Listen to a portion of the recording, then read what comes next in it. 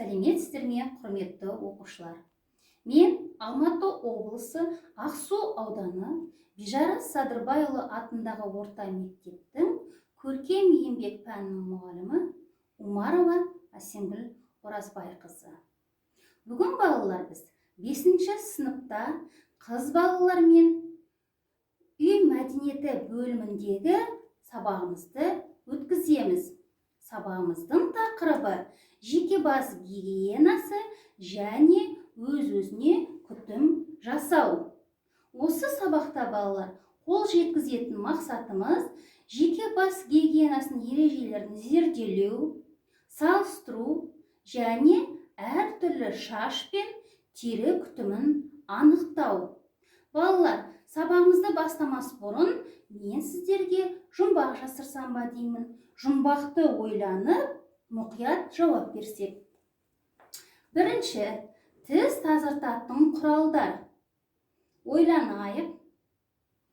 Жақсы, балалар, рахмет. Яғни бізде тіс тазартатын құралдарға щетка және тіс пастасы жатады.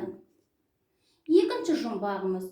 Ол судан қорқады, одан кір қорқады. Кім айтады бұның жауабын? Дұрыс айтасыңдар. Бұның жауабы, балалар, сабын. Денені шынықтыратын, денсаулыққа әсері мол сабақ қай пән? Өте дұрыс, жарайсыңдар балалар. Бұл бізде дене тәрбиесі сабағы. Жалқаудың досы не деп ойлайсыздар, балалар? Жалқаудың досы ол жақсы, дұрыс, еріншек пен ұйқы. Адам өміріне ең қажет не, балалар? Ойланайықшы. Дұрыс, балалар. Адам өміріне ең қажет ауа, су, жарық, тағам. Дұрыс айтасыңдар. Біздің соңғы жұмбағымыз тазалық кепілі. Ол не, балалар? Тазалық кепілі ол бізде денсаулық. Яғни, балалар, бүгінгі сабағымызға байланысты келесі слайдқа зер салайық. Жақсы, балалар, оқулыққа экранға зер салатын болсақ, жеке бас гигиенасы және өз-өзіне күтім жасауда сіздер не көріп тұрсыздар? Қараймыз. Жақсы, балалар, заттарды қарап шығыңдар. Олар бізге не үшін қолданылады, не үшін керек? Қай затты адамның өзі ғана пайдалану керек? Дұрыс айтасыңдар, балалар. Өздерін көріп тұрған бейнеден біз іріктеп екі нәрсені ғана өзіміздің жеке бас гигиенасы деп пайдаланамыз. Су сабыны, жөке, бет орамалдар, олар бізде ортақ гигиеналық құралдар болып есептеледі.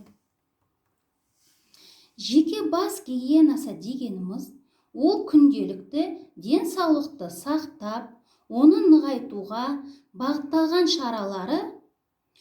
Бұл тән күтімі, ауыз қуысының тісті тазалау, ыңғайлы аяқ киім кию, үй ішіндегі тазалықты сақтау, оның барлық балалар жеке бас гигиенасына жатады екен.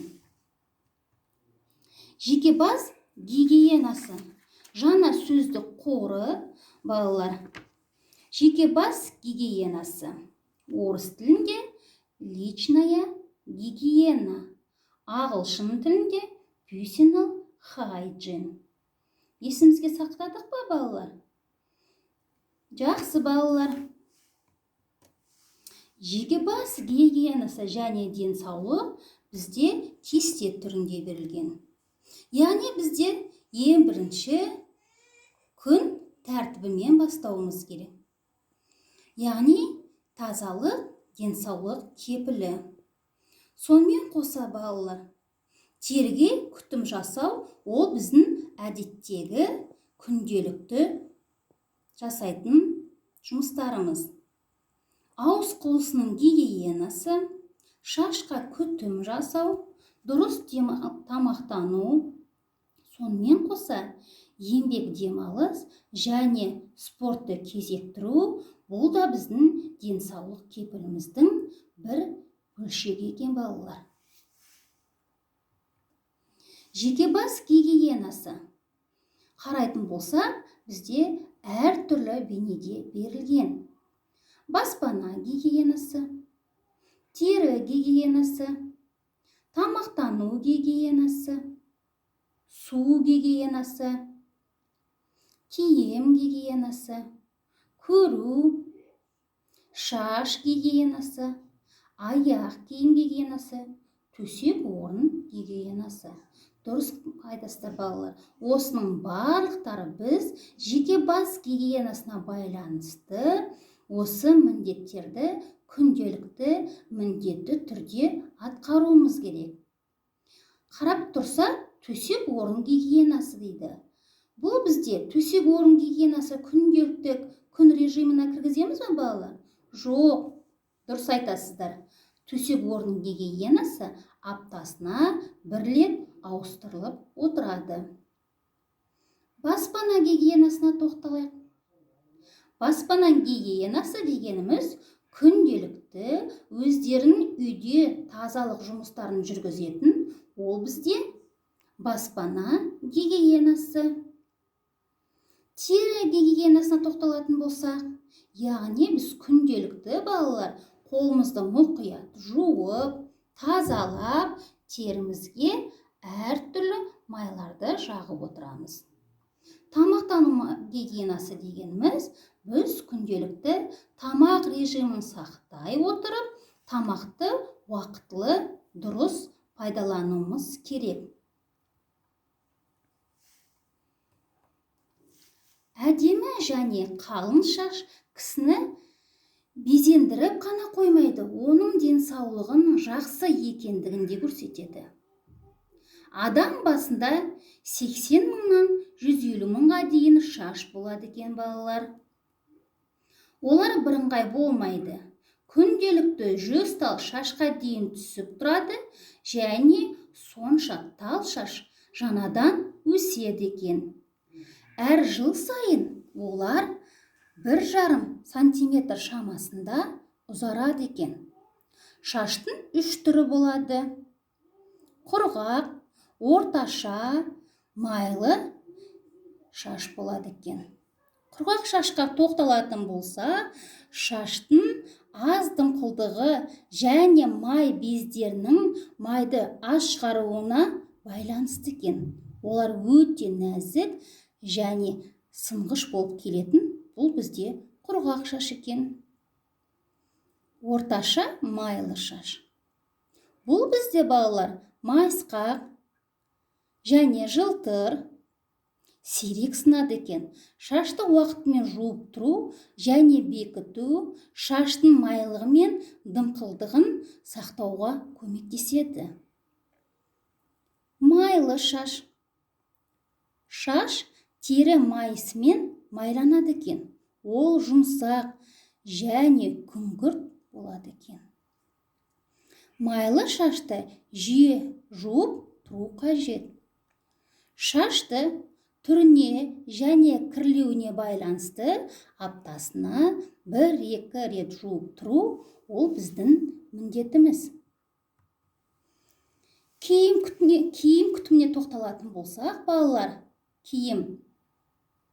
Аяқ киімді таза ұста, көйлек, костюм, шалбар әрқашанда бізде үтіктеулі болу керек.